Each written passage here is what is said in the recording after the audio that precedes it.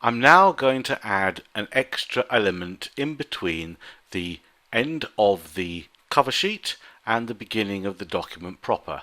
I'll click there, make a little bit of room for it, and it's going to be a table of contents. I click on References, Table of Contents, Automatic, and if you've not seen tables of content before, I recommend you have a look at one of my other videos that go into it in proper detail, but for the time being this is simply to show that there may be special requirements for pages that precede the beginning of the document. Clearly there's a bit of a page break issue here. After the table of contents I'm going to want a page break. Page layout, break, page break. So my table of contents here has a page number of 1. That's a bit complicated actually, because the table of contents itself refers to page numbers that happen lower down the document. It would be better if the table of contents itself didn't have a page number, or at least had a different form of page numbering, and I prefer to use Roman numbers for these purposes, so that that would be I and that would be 1. How are we going to achieve this? I'll double click down into the footer again, highlight my page number, right click it, format the page number, and I'm going to change the format of the numbers from 1, 2, 3 to I. Oh, look at that. Start number must be between 1 and 3, 2, 7, 6, 7 for this format. Why? Because the Romans were not clever enough to have a number 0.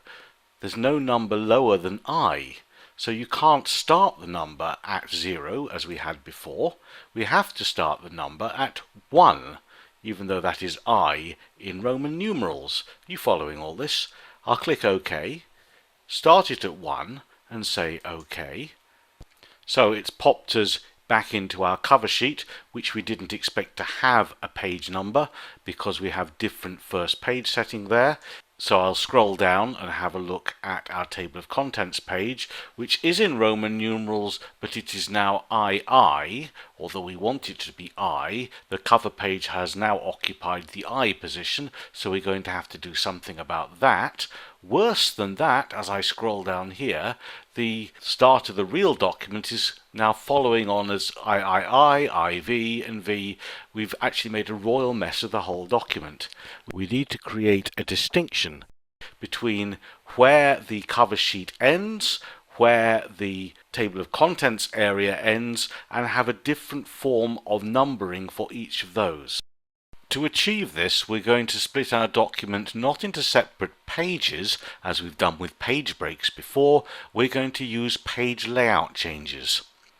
Now, to try and explain that a little more clearly, I'm just going to make sure that I've got the codes turned on with a little backwards P here. And can you see that there is a page break here after the report title, and there's another page break down here to separate out the table of contents from the start of the document. We're going to replace those page breaks with page layout changes. The first one here, if I highlight it, I'm going to delete it and press return to make a little bit of space, put the cursor in that position and click on page layout, breaks. I'll have a next page section break. And can you see we now have, it's a little difficult to see in this small resolution, but that is a section page layout change, not a page break. I'm going to move to here and do the same trick. Highlight it, delete the page break, make a bit of room, put the cursor in the right place, page layout, breaks, next page. Okay, and I end up with a couple of extra carriage returns that I don't need, so I'm just going to lose those. Now, how does this work? Our document now has 3 sections. If I double click in the footer of the cover sheet, we can see it tells us we're on the footer of section 1. I know there's a section break here because this is the header of section 2.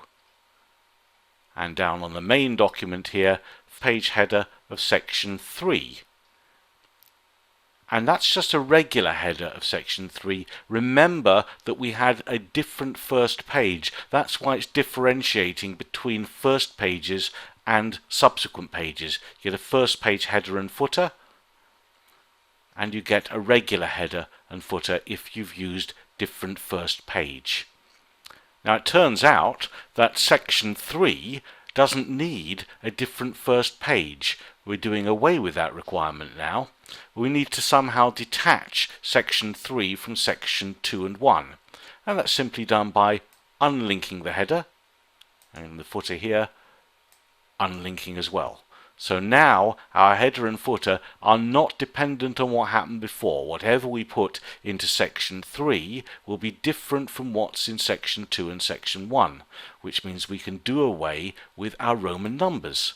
Highlight the Roman numbers, right click, format the page numbers. We're going to go back to 1, 2, 3, and we're quite happy to start the numbering from 1 and say OK.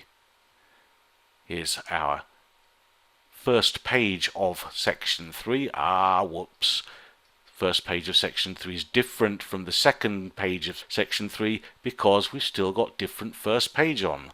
So I'll turn off the different first page, and now it works. The first page is 1, 2, 3, and now we're getting somewhere. So while we're in a good mood, let's move up to section 2, which was our table of contents area, and we should find that if we double click in here, we want to unlink to the previous there and unlink to the previous there. So section 2 is on its own. Have a look at the footer properly. It doesn't need a different first page either, and it's working. Let's have a look at section 1. Does section 1 have a number? No, it doesn't. It looks fine. So let's double click into page 1. Let's turn off the code so that we can see it a little more cleanly. There's a clean cover sheet. There is our table of contents with a letter I there, and if we were to have more in there, if I move that onto the next page, we should find that that is II, and it is. Here is where the main document starts, and that starts at 1 right through to the end, so we have it ending on page 7. Even though there are physically 10 pages, it's on page 7.